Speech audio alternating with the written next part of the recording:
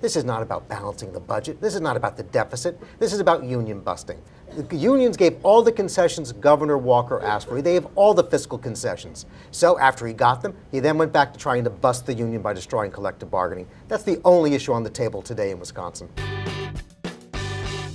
Tuesday, June 5th, battle in the Badger State. We've got Robert Zimmerman in the House and Harry Siegal. We're going to be talking the biggest election up until November is happening today, the effort to recall Governor Scott Walker. I got one question for you, Robert. You've been a bigwig in DNC circles.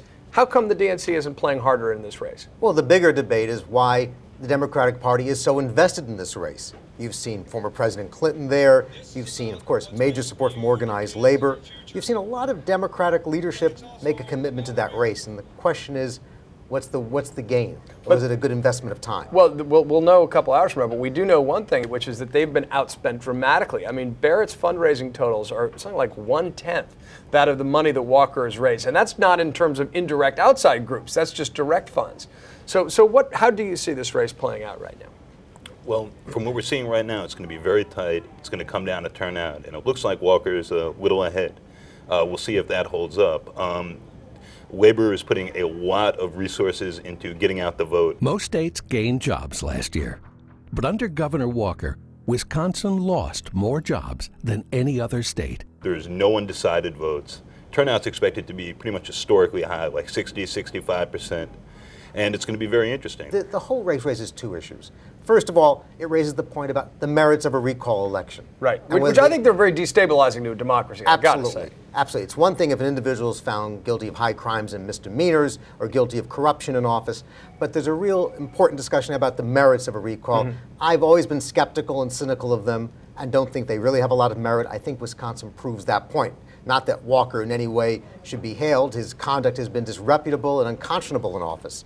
But a recall is clearly not the way to do it. But there's some evidence that his budget reforms have been effective, at least in terms of helping close a budget gap. This is not about balancing the budget. This is not about the deficit. This is about union busting. The unions gave all the concessions Governor Walker asked for. They gave all the fiscal concessions. So after he got them, he then went back to trying to bust the union by destroying collective bargaining. That's the only issue on the table today in Wisconsin. And Harry, I mean, given Wisconsin's, it's considered a swing state. Presidential elections, it doesn't function that way. But that's the real question. Is the stylistic way that Governor Walker went about this enough to alienate Wisconsin voters who aren't used to this kind of polarization? Well, the funny thing is, for all the talk about what this is going to mean in November for Obama, you're right, it's not going to mean much. Wisconsin last went for Republican in 1980, I believe? 84, because really, if you weren't in Minnesota, everyone went for Reagan that year.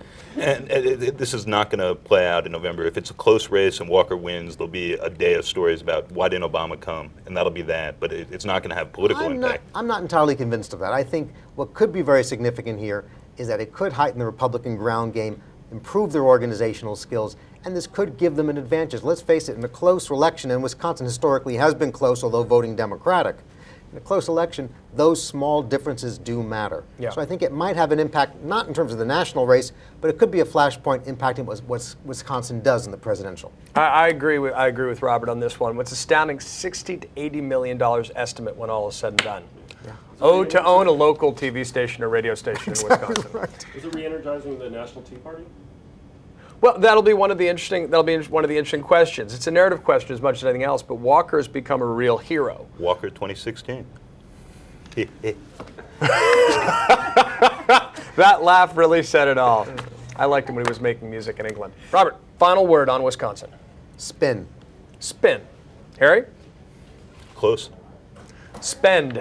That's mine. Big night in the Badger State, all eyes, biggest election until November, happening today, June 5th. All right?